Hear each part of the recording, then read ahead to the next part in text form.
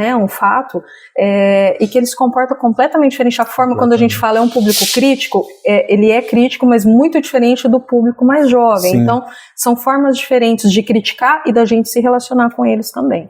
O que tem de especificidades no público mais velho que vocês observam?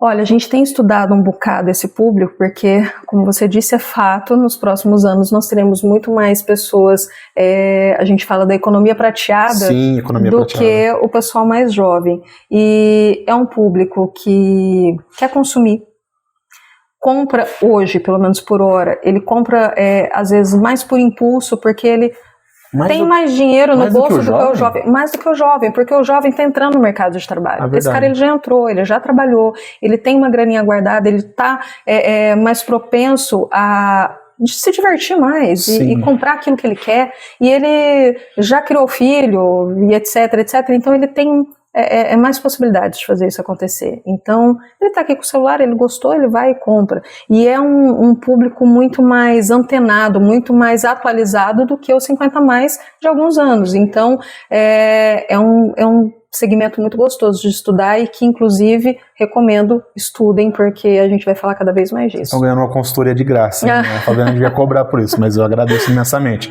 Uma pergunta também, a gente sabe que cada cliente, cada segmento, cada nicho tem suas especificidades, tem uma trajetória de criação de leads, de campanha em si. Mas existem alguns tipos, pergunta capciosa, alguns tipos de segmentos que por si só eles são mais complexos, desafiadores ou mais exaustivos para as agências ou não necessariamente? Porque alguns têm suas especificidades a mais do que outros, né? Eu acho que cada um tem o seu jeitinho. Sabe aquele meme do esse é meu jeitinho? Eu acho que todo nicho tem o seu. Mas, por exemplo, eu digo assim, gastronomia, todo mundo come, por exemplo. Tá, mas olha só, todo mundo come, mas se você for, por exemplo, para o segmento de franquia, tem um monte de gente querendo abrir a sua empresa. Você vai pro ramo, não sei, mercado financeiro, tá todo mundo olhando de alguma forma querendo ganhar dinheiro. Todo nicho tem a sua especificidade e tem características muito próprias. É aquilo que a gente comentou há pouco. Nós temos, por exemplo, na Prospecta, nós temos um método. A gente desenvolveu um método e a gente aplica ele para todos os clientes.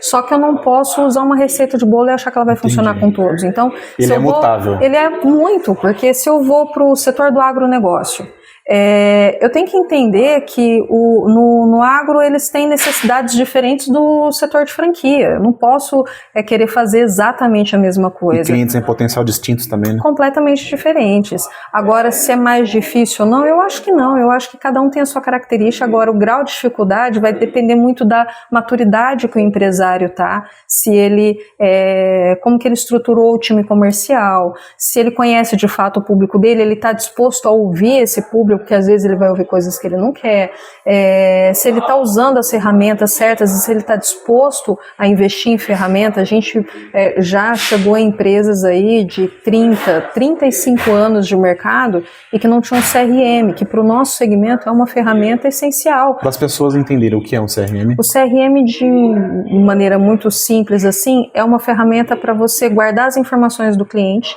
e entender a trajetória dela dentro da empresa. É um registro. É um registro. De forma muito simples. Imagina que eu conversei com você hoje, você me ligou perguntando informações sobre o meu negócio. Eu vou registrar lá o seu nome, o seu e-mail, o seu telefone e o que aconteceu nesse dia. E tudo que o meu time comercial fizer com esse contato a partir dali vai ficar armazenado. E isso me permite, ao longo do tempo, entender com quem eu estou falando, porque aí eu vou ter ali não mas 100, 200, 300, 1000 contatos, e aí isso me permite entender.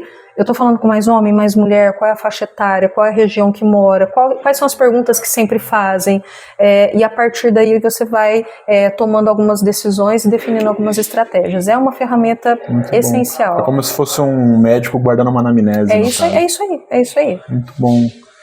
Embora no decorrer da entrevista você já tenha dado vários insights poderosíssimos para os futuros profissionais de publicidade, assim como eu, mas uma outra pergunta também, abusando da sua expertise.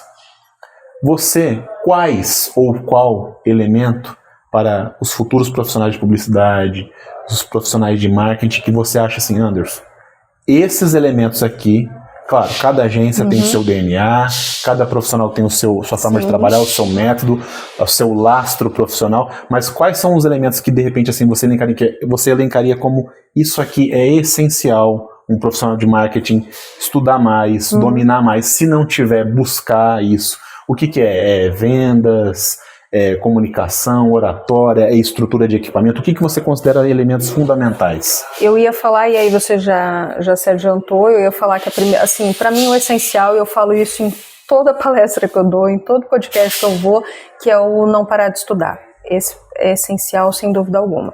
Agora, você está indo para o marketing, a gente precisa entender que o marketing ele mudou um pouco. Antigamente, quando você sentava na mesa com o dono da empresa ou com o diretor, enfim, para falar de marketing, a gente falava de branding, a gente falava de posicionamento.